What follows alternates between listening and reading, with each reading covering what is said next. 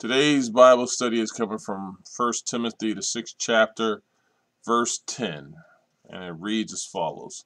For the love of money is a root of all kinds of evil. Some people, eager for money, have wandered from the faith and pierced themselves with many griefs. A lot of the time I hear people say, money is the root of all evil. And so they say people can't have wealth or people can't do well here. God did not say we were all going to be poor. He did not say we were all going to be wealthy. But we're going to be here and we're going to be functioning in life. But what the verse really says, and what they always leave off, is for the love of money is the root of all kinds of evil. That's the first part. See, the thing about money is just like the things that we put in front of God. And the reason money is selected is because that's what we do the most. That's what we work for. That's what we try to gain. That is what man holds on to most heavily. Wealth. What can I buy? What can I gain? How much can I get paid? What is my status with this money? And then I get this money and I'm doing, quote unquote, so well to myself that I forget about God. I put this money in front of God. And when you put something in front of God, you have just committed a sin. And then, and you can look at this world today, look at some of these people who have an overabundance of wealth and all the crazy, immoral things that they do.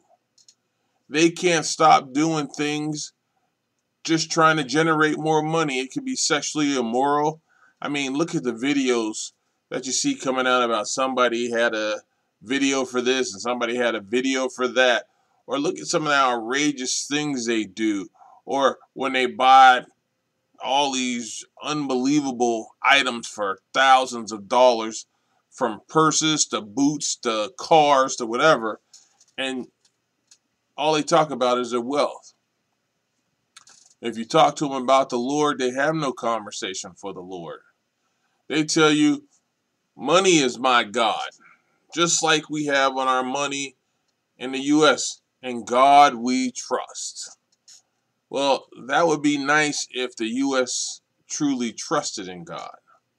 We trust in a dollar. We'll go to work extra for $1. But if we said, can you give somebody an extra prayer? You'd say, well, I got to think about that. I don't know if I got time for that. Can you come and worship with us? Well, I might not have time for that.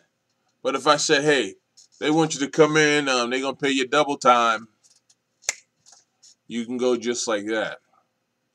See, the Lord has no problem with us making money or any other item that we may have on this planet. But when people get it that don't know how to interact with money, and when I say interact, I mean use it for its purpose, share some of it with others, because if you are blessed, you're supposed to bless others. And if you are very blessed, you should bless others more. Money should not be your God. It doesn't tell you that wealthy people can't get into heaven. It's just that wealthy people normally don't turn to the Lord. If you remember when Jesus was talking to the wealthy man and he said, I do this, I do that. I've done everything that I need to do to be a Christian and to follow you. And Jesus said, give up your wealth. And the brother said, I don't think I can do that. I got to go. And he left. Well, if you're reading to the situation, then what his statement had said was truly a lie, because he hadn't done everything he could do. He had a God before God, and that was his money. See, the Lord tells you to give up everything and put him first.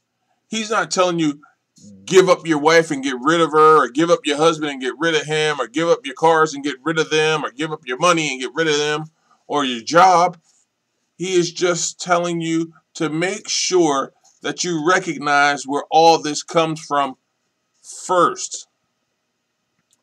Don't let those material things get in front of your relationship with God.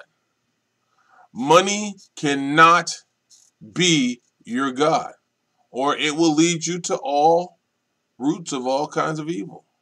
It's that simple. It's just like if I had a gold necklace that I loved and I started paying more attention to that than I did to God. Up, it'll lead me into some evil ways because I'm distancing myself from God. This is one of my favorite jerseys. I only have a few, if I still have any left. Earl Campbell. And I've kept it over the years, but it can't come before God. And I love the jersey. I like wearing it, but it doesn't come before the Lord. Anytime you put anything in front of God, it's going to lead you into an evil way. And money, which is common to us, I mean, we buy things with it. It's how you survive here. And the Lord knows you need money. He knows you need to buy things and sustain yourself. He's not telling you not to have money. He's just telling you that if you put it in front of him, you're worshiping the wrong God. And when you worship another God, well, you got to remember that he's a jealous God, so you got a problem there. You got an idol in front of him. There's a problem there. And if you don't call on him because you are doing so well here, our president and other wealthy people in this world, remember I told you before, the president said he hasn't repented because he never thought he did anything wrong. That's because he has money and it's diluted his mind. The problem is, don't put anything in front of God and you won't have these things. And the money that we speak of is what was common. It was what people were striving to do. We get paid money to purchase and buy. Some people, it says, some people eager for money have wandered from the faith.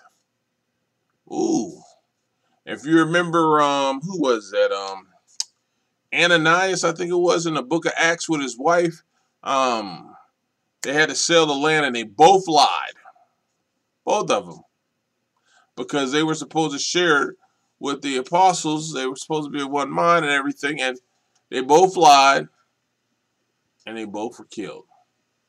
They wandered from the faith and pierced themselves with many griefs. And their grief was terminal. So don't think that you can't have money. Don't think that you can't be wealthy. But do remember this, because we all work for money. I work for money. Churches even function on money. But money should never be more important than the Lord. Money should also not just benefit you, but it should benefit others. I know y'all heard about that $64 million jet, but it only benefited one person.